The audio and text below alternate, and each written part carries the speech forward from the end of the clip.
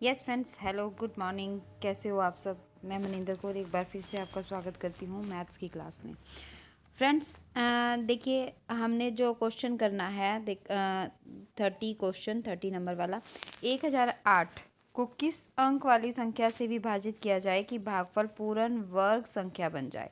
ठीक है, यानी कि by which one digit number 1008 should be divided so that the quotient becomes a perfect square। हमने क्या करना है, एक परफेक्ट स्क्वायर बनाना है। अब देखो, एक परफेक्ट स्क्वायर बनाने के लिए हम क्या करेंगे, 1008 है जो, हम उसको उसके प्राइम फैक्टराइजेशन कर लेंगे। प्राइम फैक्टराइजेशन करेंगे तो 2 से डिवाइड करेंगे, कितना आ जाएगा 504। फिर हम करेंगे 2 से डिवाइड, 2 कितना आ जाएगा 252, है ना। फिर हम 2 से फिर से डिवाइड करेंगे, फिर कितना आ जाएगा 1 2 और 6। ठीक है, फिर हम 2 से डिवाइड करेंगे 1 2 6 को। देखो 1 2 6 को फिर 2 से डिवाइड करेंगे, कितना आ जाएगा हमारे पास 63 आ जाएगा। 63 को हम 3 से डिवाइड करेंगे 21। फिर हम करेंगे 7। अब देखिए, हमने कहा है कि उसने पूर्ण वर्ग संख्या यानी कि स्क्वायर है तो देख लो स्क्वायर कौन कौन सा बन रहा है। ये एक स्क्वायर बन गया, ये 2 और ये 2 स्क्वायर बन गया। इसका भी एक कपल, यानी कि हम कपल देख लेंगे तो इसका जो है 7 जो है एक्स्ट्रा है। अगर सोचो कि ये 7 ना होता, अगर ये 7 ना होता तो इसका मतलब पूर्ण वर्ग संख्या बन गई थी, क्योंकि सबका एक एक पेयर है। तो इसका 7 का नहीं है, तो इसका मतलब हमारे पास आंसर क्या आ जाएगा, अगर हम 7 से डिवाइड कर देते तो हमारे पास जो संख्या थी वो पूर्ण वर्ग संख्या बन जाती। ठीक है, तो हमारा आंसर क्या आ जाएगा 7। तो चलिए नेक्स्ट क्वेश्चन पे चलते हैं। नेक्स्ट क्वेश्चन देखिए क्या कह रहा है। नेक्स्ट क्वेश्चन है, वह न्यूनतम पूर्ण वर्ग संख्या क्या होगी जो 10 20 30 40 से पूर्णतः विभाजित हो जाए। देखिए, पूर्णतः विभाजित हो जाए, जब पूर्णतः विभाजित होने की बात आती है, जब लिस्ट नंबर की बात आती है, तब हम क्या करते हैं, देखो 10 20 30 और 40 से पूरा पूरा डिवाइड हो जाए, तब उस सिचुएशन में हमने क्या करना होता है, उस सिचुएशन में हम निकालते हैं एलसीएम। ठीक है, सबसे पहले हम निकालेंगे 10 20 30 और 40 का। देखो हम एलसीएम निकाल लेंगे तो इसमें एक चीज़ तो हमें कॉमन मिल ही रही है कि 10। ठीक है, तो वहाँ पे क्या हो जाएगा 2 × 3 × 4 आ जाएगा, क्योंकि 10, देखो 10 है, 20 है, 30 है, 40 है। तो मेन तो हमारे पास 10 तो कॉमन हो ही गया। अगर हम 10 कॉमन करते हैं 1 2 3 और 4, तो इस 4 में यानी कि 2 है, तो हम किससे कर लेंगे, 4 3 ज़ा 12, 12 10 जा 120। तो हमारा सीधा एलसीएम कितना आ जाएगा 120।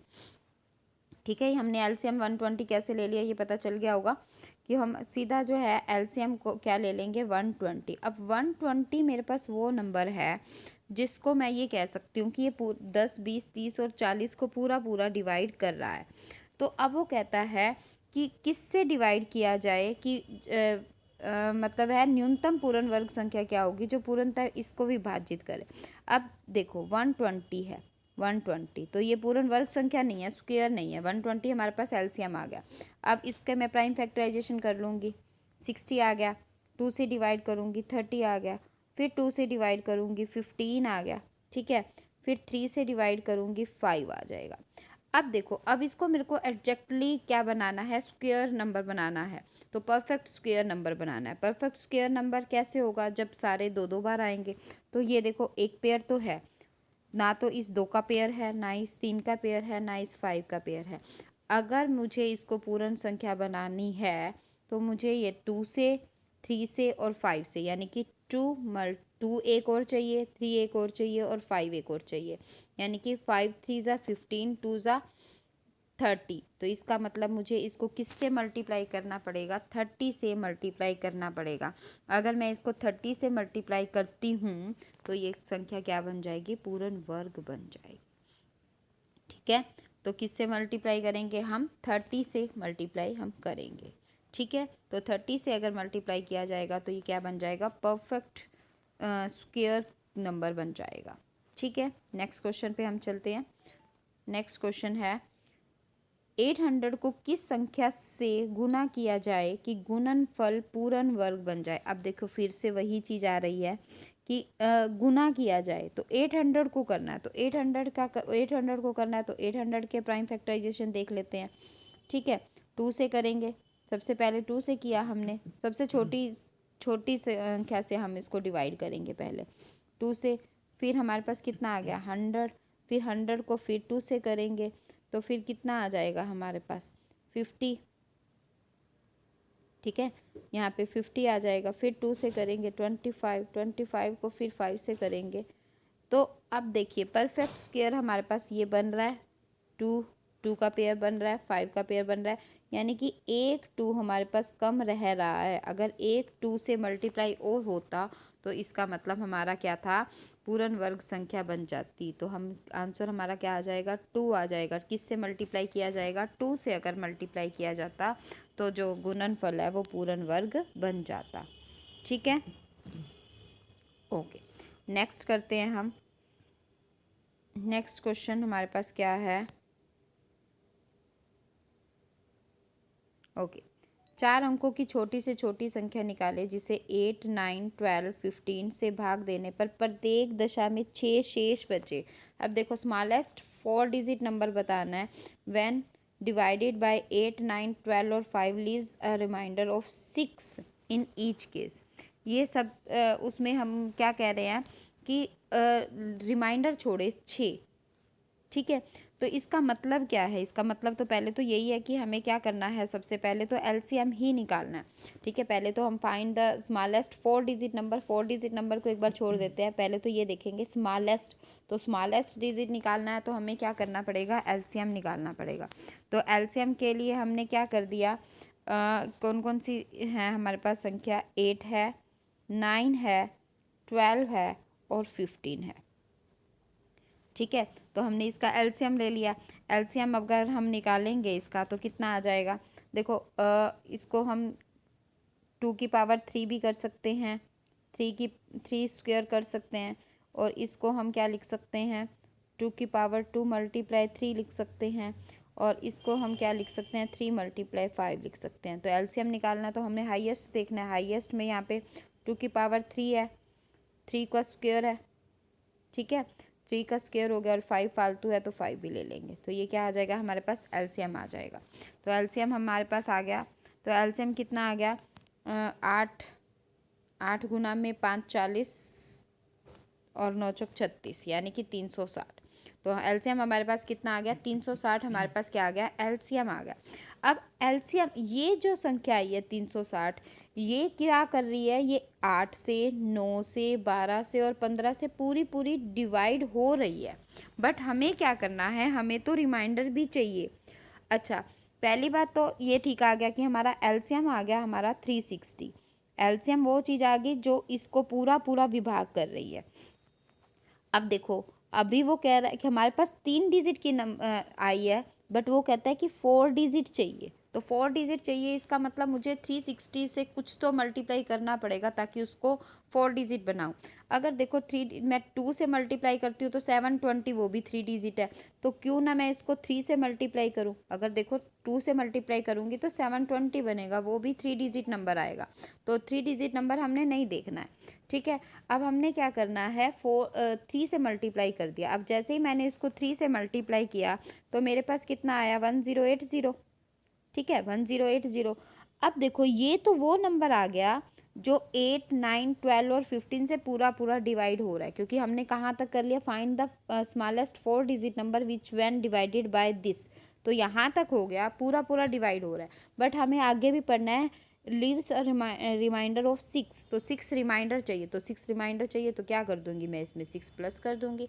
ठीक है, तो हमारे पास आंसर कितना आ जाएगा 1086 आंसर आ जाएगा। ठीक है, ओके, आई होप समझ आ रहा होगा। तो चलिए नेक्स्ट क्वेश्चन पे चलते हैं। नेक्स्ट क्वेश्चन हमारे पास आ जाता है, देखिए 6 घंटियाँ एक साथ बजना शुरू करती हैं, फिर 2, 4, 6, 8, 10 और 12 सेकंड के अंतराल में बजती है। 30 मिनट में वो कितनी बार एक साथ बजेंगी। अब देखो जब हमारे पास ऐसी सिचुएशन आएगी कि कब बजेंगी, वो कितने देर में बजेंगी, तो हमने करना क्या है, सीधा एलसीएम लेना है। ठीक है, एलसीएम ले लेंगे।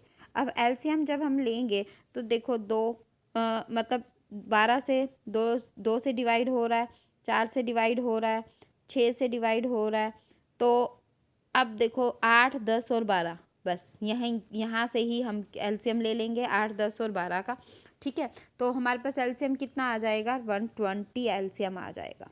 ठीक है, 120 एलसीएम आ जाएगा।